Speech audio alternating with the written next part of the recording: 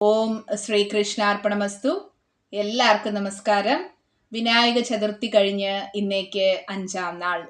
ഇന്ന് മറീന ബീച്ചിൽ പോയി ഗണപതി ഭഗവാനെ നിമഞ്ജനം ചെയ്തു. സൃഷ്ടി സ്ഥിതി സംഹാരം, ഇതാണല്ലോ പ്രപഞ്ചത്തിന്റെ നിലനിൽപ്പ്. എന്തിന് വിനായക ചതുർത്ഥി ആഘോഷിക്കണം? പ്രണവ സ്വരൂപനായ വിനായകനെ പൂജിക്കുകയല്ലേ നാം ആദ്യം ചെയ്യേണ്ടത്.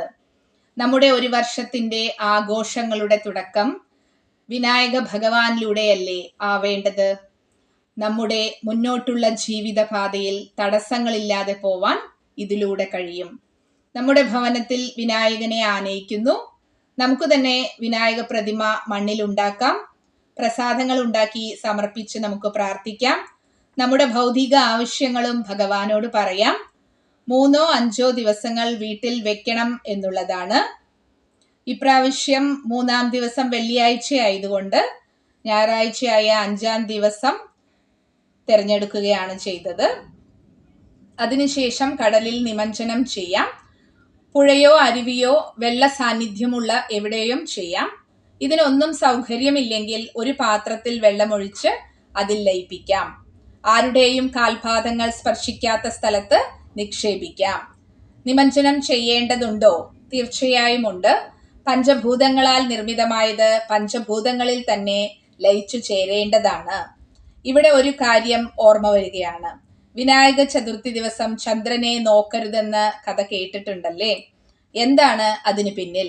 നമ്മുടെ ഋഷീശ്വരന്മാർ വേദങ്ങളിൽ അങ്ങനെ എഴുതി വെച്ചിട്ടുണ്ട്. അവർ എന്താണ് ഉദ്ദേശിച്ചത്? നാം ജ്യോതിഷം മനസ്സിലാക്കുമ്പോൾ നമുക്കറിയാം, ചന്ദ്രൻ മനസ്സിന്റെ കാരകനാണ്. ചന്ദ്രന് വൃദ്ധിയും ക്ഷയവും സംഭവിക്കുന്നു. ഇതുപോലെ തന്നെയല്ലേ നമ്മുടെ മനസ്സിനും. അതുകൊണ്ട് തന്നെ ചന്ദ്രനെ നോക്കരുതെന്ന് ഉദ്ദേശിക്കുന്നത് മനസ്സിന്റെ പിന്നിൽ പായരുത് എന്നാണ്. ഈ ഒരു പുണ്യ ദിവസത്തിലെങ്കിലും മനസ്സിനെ അടക്കി ഭഗവാനിൽ ശ്രദ്ധ പതിപ്പിക്കാനായിരിക്കണം ചന്ദ്രനെ നോക്കരുതെന്ന് പറയുന്നത്.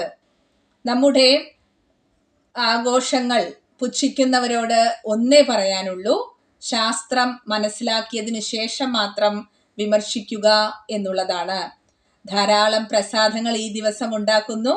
ഭഗവാൻ ഭക്ഷിക്കുമോ? സ്ഥൂലം സൂക്ഷ്മം 2 രീതിയുണ്ടല്ലേ? സൂക്ഷ്മ രീതിയിൽ സ്വീകരിക്കുക തന്നെ ചെയ്യും. ഒരു ശിഷ്യൻ ഗുരുവിനോട് ഇതേപ്പറ്റി ചോദിച്ചപ്പോൾ ഗുരു ആദ്യം ഒന്ന് ചിരിച്ചു. അത് കഴിഞ്ഞ് ശിഷ്യൻ ഒരു പുസ്തകം കൊടുത്ത് വായിച്ച് അടുത്ത ദിവസം വരാൻ പറഞ്ഞു. ശിഷ്യൻ അത് മുഴുവൻ വായിച്ച് അതിന്റെ സംക്ഷിപ്ത രൂപം ഗുരുവിനോട് വിശദീകരിച്ചു. അപ്പോൾ ഗുരുവിന്റെ മറുപടി ഇങ്ങനെയായിരുന്നു: ഈ പുസ്തകത്തിലെ അക്ഷരങ്ങൾ അവിടെ തന്നെ ഇല്ലേ? പക്ഷെ നീ അത് എടുക്കുകയും ചെയ്തു. ഇതെങ്ങനെ സംഭവിച്ചു? സൂക്ഷ്മ രൂപത്തിൽ നമ്മുടെ ബ്രെയിനിൽ ആ ജ്ഞാനം സംഭരിച്ചു വെച്ചു. പ്രസാദത്തിന്റെ കാര്യത്തിൽ ശിഷ്യന് വ്യക്തമായ ഉത്തരം ലഭിക്കുകയും ചെയ്തു. നമ്മുടെ എല്ലാ ചോദ്യങ്ങൾക്കും ഉത്തരം നൽകാൻ നമുക്കൊരു ഉത്തമ ഗുരുവിനെ ലഭിക്കുക എന്നുള്ളതാണ് പൂർവജന്മ സുകൃതം. ഓം ഘം ഗണപതയേ നമഃ. നന്ദി, നമസ്കാരം.